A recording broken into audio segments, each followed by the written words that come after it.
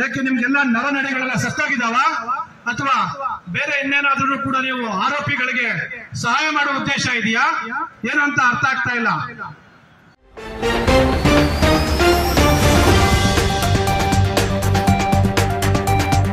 Bar council of India co chairman ಆದ ಹಿರಿಯರಾದ ಸದಾಶಿವ ರೆಡ್ಡಿ ಅವರ ಮೇಲೆ ಹಲ್ಲೆ ನಡೆದಿರೋದನ್ನ ಖಂಡಿಸಿ ಏನಿವತ್ತು ಪರಿಸ್ಥಿತಿ ಎಲ್ಲಿಗೆ ಬಂದಿದ್ದೀವಿ ಅನ್ನೋದನ್ನ ನಾವು ಹೋರಾಟ ಮಾಡಬೇಕು ಅಂತೇಳಿ ಇಲ್ಲಿ ಸೇರಿದ್ದೀವಿ.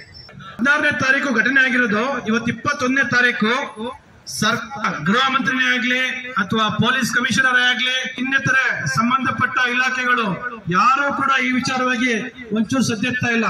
ಯಾಕೆ ನಿಮ್ಗೆಲ್ಲ ನರನಡಿಗಳೆಲ್ಲ ಸತ್ತಾಗಿದ್ದಾವ ಅಥವಾ ಬೇರೆ ಇನ್ನೇನಾದ್ರೂ ಕೂಡ ನೀವು ಆರೋಪಿಗಳಿಗೆ ಸಹಾಯ ಮಾಡುವ ಉದ್ದೇಶ ಇದೆಯಾ ಏನು ಅಂತ ಅರ್ಥ ಆಗ್ತಾ ಇಲ್ಲ. ದಯವಿಟ್ಟು ಇದನ್ನ ಗೃಹ ಸಚಿವರು ಬಹಳ ವಿಶೇಷ ಪ್ರಕರಣ ಅಂತ ಪರಿಗಣಿಸಿ ಇದಕ್ಕೆ ಸೂಕ್ತ ರೀತಿಯಿಂದ ಕಮಿಷನರ್ಗೆ ಆದೇಶ ಕೊಟ್ಟು ಯಾವ್ದಾದ್ರು ಒಂದು ACP DCP ಲೆವೆಲ್ ತನಿಖೆ ಮಾಡಿಸಿ ತುರ್ತಾಗಿ ಚಾರ್ಜ್ ಶೀಟ್ ಹಾಕ್ಸ್ಬೇಕು. ಮತ್ತು ನಮ್ಮ ಎಲ್ಲಾ ರಾಜ್ಯದ ವಕೀಲರುಗಳು ಕೂಡ ಆತನಿಗೆ ವಕಾಲತ್ತನ್ನ ಹಾಕ್ತೆ ಅವನಿಗೆ ತುರ್ತಾಗಿ ವಿಚಾರಣೆ ನಡೆದು ಆತನಿಗೆ ಶಿಕ್ಷೆ ಆಗೋದ್ರ ಮುಖಾಂತರ ಈ ಸಮಾಜಕ್ಕೆ ಒಂದು ರವಾನೆ ಆಗ್ಬೇಕು ಅಂತ ನಾನು ಭಾವಿಸ್ತೇನೆ. ಸ್ನೇಹಿತರೆ, ಈ ಹೋರಾಟವನ್ನು ನಾವು ಎಲ್ಲರಿಗೂ ಕೂಡ ಸ್ಪಂದಿಸುವಂತೆ ಎಲ್ಲಾ ಕಡೆಗೂ ಮನವಿ ಮಾಡಿದ್ವಿ.